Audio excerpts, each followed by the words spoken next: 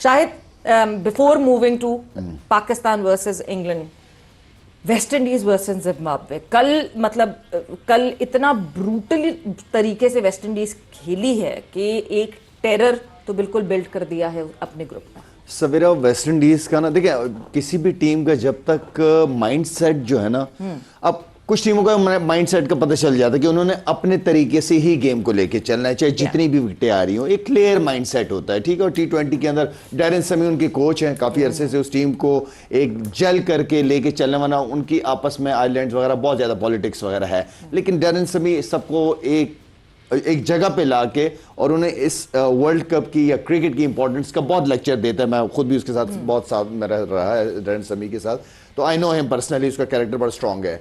तो वो लड़कों को जेल करके और जिस माइंडसेट के साथ वो सबको खिला रहा है, वो असल चीज है, क्लियर माइंडसेट, नहीं छोड़ना, एक चीज। दूसरी चीज ये कि सवेरा मैं बार बार यहाँ बैठ के ना अपॉर्चुनिटीज की बात करता हूँ कि यार अब मैंने तो नहीं कहा था ना कि कैच छोड़ दो उसका, एग्जैक्टली। तो यही तो वो अपॉर्चुनिटी है कि आप यार आपको एक मौका मिला है, आप उसको अवेल करो। हिटमायर ड्रॉप्ड एट 10, 9 या 8, 10 पे पहले ड्रॉप हुआ, फिर 70 पे ड्रॉप हुआ, एंड ऑब्वियसली 3 लाइव्स अगर आप हिटमायर जैसे प्लेयर को दे देंगे तो फिर तो गलत है ना, ये मेरा मतलब है। तो अपॉर्चुनिटी जिम्बाब्वे ने मिस की, अगर वो अवेल कर जाते तो क्या पता उतना टोटल नहीं होता, इतना टोटल होता कि यार जिम्बाब्वे कहता कि नहीं यार ये चेजेबल है, उतना कर दिया था उन्होंने कि वो खुद भी हिम्मत आ गए थे कि यार ये बहुत ज्यादा रन कर दिए उन्होंने। नो डाउट आउटस्टैंडिंग हिटिंग, बहुत जबरदस्त परफॉर्मेंसेज रही है, मजा भी आ रहा था हिटिंग, जब अच्छी बैटिंग हो रही है तो मजा भी आ रहा होता है बैटिंग देखने का। उम्मीद थी कि जिम्बाब्वे की तरफ से भी कोई एक आधा इनिंग इस तरह की 8-9 बैट्समैनों में, 7-8 बैट्समैन में से एक आधा प्लेयर होता ना कि ले जाता है 70-80 तक, वो चीज़ नजर नहीं आई। पहाड़ बहुत भारी था और मेरे ख्याल में वो जो रिजल्ट हम चाह रहे थे कि यार जिम्बाब्वे जिस तरह शुरू किया है वर्ल्ड कप को तो अच्छा हो जाएगा, लेकिन नहीं। और एक अच्छा मुकाबला चाह रहे थे। मैच समरी पे नजर डाल लेते हैं कि we were looking forward for this contest के अच्छा है, वेल बैलेंस टीम है, तो दोनों जो है आपस में अच्छे से टकराएंगी। So yes, you know the story what happened. 254 जो है वो वेस्ट इंडीज ने स्कोर किया, एंड हिटमायर ने जिस तरह हिटमायर ने हिटिंग की वो सबने ही देखा, पावल ने साथ दिया, फिर रदरफोर्ड भी पीछे नहीं रहे। The kind of quick runs that they made, strike rate, आप इनके पास जब आप स्ट्राइक रेट देखें तो उसके बाद अब आप क्या है कि स्ट्राइक रेट की डिबेट को साइड पे रख देते हैं, बिकॉज वेस्ट इंडीज हमेशा से ऐसी खेलता है और वो दिलेराना चीज दिखती है उनकी बॉडी लैंग्वेज में। दूसरी तरफ अगर हम बॉलिंग की बात कर लेते हैं तो बॉलिंग में मजहर रब्बानी टुक 2 विकेट्स, मजरान क्रेमर की 1 विकेट थी, एवंस की 1 विकेट थी। जवाब में कोई भी जो है वो जिस तरह शाहिद ने कहा कि चैलेंज नहीं कर सका, एवंस ने हाई स्कोर था 43 रन बनाए, एंड मोती वाज अ सरप्राइज बिकॉज मोती कमिंग बैक एंड मोती doing what he does generally, और वेस्ट इंडीज के लिए वही कमाल किया उन्होंने और जिम्बाब्वे को इतना बड़े स्कोर के सामने जाहिर सी बात है रोक के रखा। सो अगर पॉइंट्स टेबल की बात करूं and the net run rate की बात करूं तो it is sky rocketing right now, and 107 run से जो है वो वेस्ट इंडीज ने जीत हासिल की। जब हम बात करते हैं वेस्ट इंडीज जिम्बाब्वे की, बहुत मुश्किल है, मतलब वेस्ट इंडीज जिस तरह खेलती है it comes naturally to them, और कभी कभार ऐसा लगता है कि ये चीज जो है कोई और टीम को कहें कि इसको अडॉप्ट कर लो तो बड़ा मुश्किल बात है। अच्छा, इसमें 2-3 चीजें जैसे लाला ने कहा ना बड़ी जबरदस्त कि हालांकि उनकी इंटर आइलैंड पॉलिटिक्स है, लेकिन Nicholas Pooran he dropped his West Indies cap and he said कि मैंने जाके अब लीग्स खेलनी है। तो इन्होंने शे होप जो कि वनडे का बेसिकली प्लेयर है, not a T20, but leadership को देखते हुए दे ड्राफ्टेड इन शे होप। अब अगर आप उनकी टीम देखें उसमें 3 नीचे लोअर ऑर्डर में आपको बैट्समैन नजर आएंगे, रोबिन पॉवेल है, जेसन होल्डर है और उसके बाद ये शेफिन रदरफोर्ड है। अच्छा, ये जो इनमें से 2 हैं वो पूरे 4 ओवर भी करेंगे, वो बिट्स एंड पीसेस ऑलराउंडर नहीं है, और जेसन होल्डर एक इम्पैक्ट प्लेयर है। फिर आप उनकी अगर मिडिल ओवर में देखें जो फेज ऑफ कंसोलिडेशन जहाँ पे विकेट्स लेनी होती है, वहाँ पे अकील हुसैन भी है और उसमें गुरगेश मोतिया भी है। और अच्छा, ब्लंडर किया है कल जिम्बाब्वे के कप्तान ने, नहीं बैटिंग बनती थी, टॉस जीत के उनको खिलाना, और आपको दे शुड हैव ट्राइड, उन्होंने क्या करना था, अपनी बैटिंग पर रन्स करके वो कर सकते थे ना, लिमिटेड रिसोर्सेज के साथ। और फिर उसके बाद खुद जिस तरह बॉलिंग की है, तीसरा ओवर 52 रन पड़ गए 3 ओवर्स में।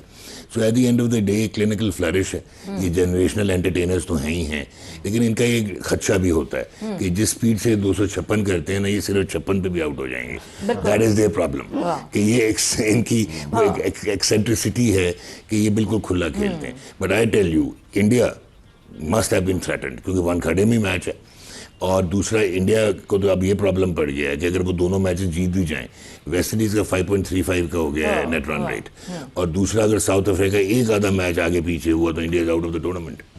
सो अब ये मसाइल जो हैं वेस्ट इंडीज ने थ्रिलिंग एस्पेक्ट तो ले आए हैं, और इनकी फास्ट बॉलिंग देख लें, फिर लाला आपको अच्छा, बताएंगे। 26 को ना अंदाजा हो जाएगा इन मसाइल का, बिकॉज 26 को 2 मैचेस हैं जहां पे साउथ अफ्रीका और वेस्ट इंडीज सुबह खेल रही होगी, दिन में खेल रही होगी, and then India Zimbabwe. So India को पता चल जाएगा कि अब हमने नेट रन रेट पे फोकस करना है या पॉइंट मिल नहीं हुआ, वेस्ट इंडीज ने साउथ अफ्रीका को नहीं हराया, तो हाँ सवेरा इसमें एक चीज क्विकली प्रोबेबली ये दोनों मानेंगे, दोनों अभी इतने एक्सपीरियंस क्रिकेटर्स हैं कि सिर्फ साउथ अफ्रीका इस टूर्नामेंट में जो एक अलहदा टीम लग रही है, वो बहुत ही कल्चर्ड तरीके से, स्ट्रक्चर्ड तरीके से, प्रोफेशनल तरीके से अपनी लिमिटेशंस पे खेल रही है। बिल्कुल। जिस तरह 20 for 3 होने के बाद जो उनकी मिडिल ऑर्डर ने बैटिंग की उस दिन, और जिस तरह का उन्होंने स्ट्रेंथ दी है, so that is the actual middle order. Bowling specially, और फिर बॉलिंग देखें वो आउटस्टैंडिंग बॉलिंग। बिल्कुल बिल्कुल। So South Africa, obviously South Africa एक कंप्लीट टीम लग रही है, और बहुत टाइम तक सब कह रहे थे हाँ जी फेवरेट्स इंडिया भी है, बट इंडिया एक्सपोज हुई उस दिन साउथ अफ्रीका के अगेंस्ट। तौसीफ साहब आपकी तरफ आऊंगी। बहुत इंपॉर्टेंट होता है कि जब आपके पास कोई एक ऐसा कैरेक्टर हो जो आपकी टीम को इतना ज्यादा पुश कर सके,